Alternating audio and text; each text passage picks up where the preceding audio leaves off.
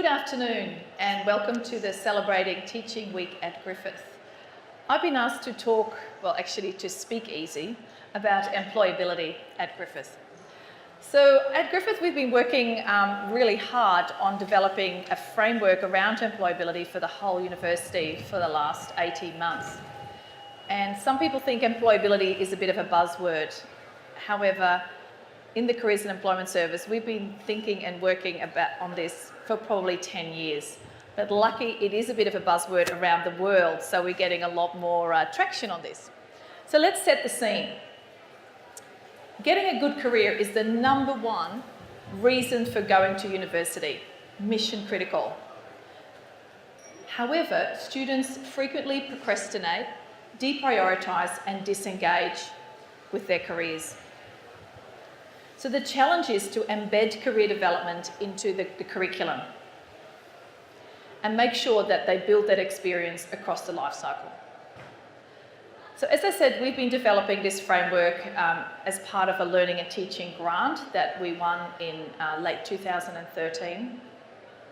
And the benefits of developing a framework for the university are that there's a lot of benefits to improving and embedding employability. Number one is it improves student retention, one of the key performance indicators for our university.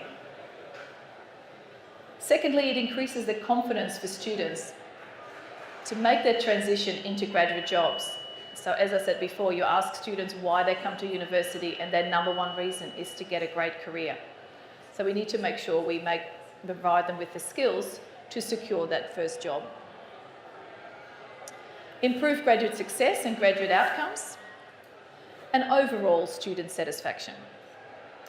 So career development learning is not another thing that is added to the workload of academic staff. It's actually the thing that connects a lot of the dots.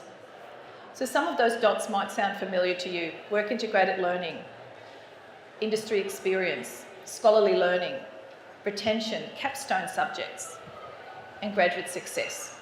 So employability and career development learning is actually the tool that can link all those bits together.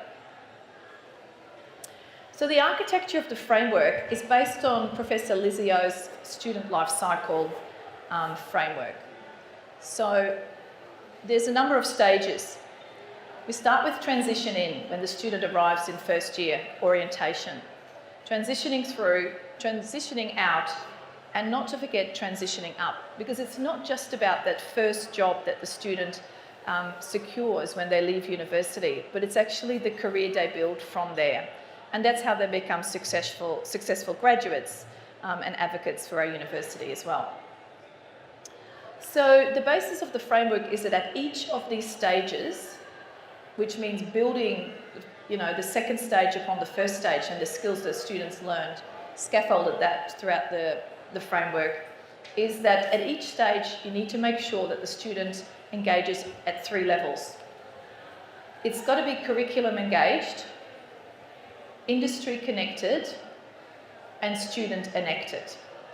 So when we look at the framework in its full version, you can see that basically the stages are on the side, and then in each stage you need to make sure that career development equals career development learning plus industry connections plus student actions. Okay, we've built an employability website. So if you want to know a little bit more what each of those stages involve, if you want to have a look at some of the exemplars. Now, as I said, in Careers and Employment, we've been working on improving employability skills with students for many, many years. But not just in Careers and Employment. There is a large number of academics at Griffith who have done amazing work in this space. And we've collected a bit of a gallery of exemplars on this website where you can see examples of how to embed employability into the curriculum. So here are some of our exemplars.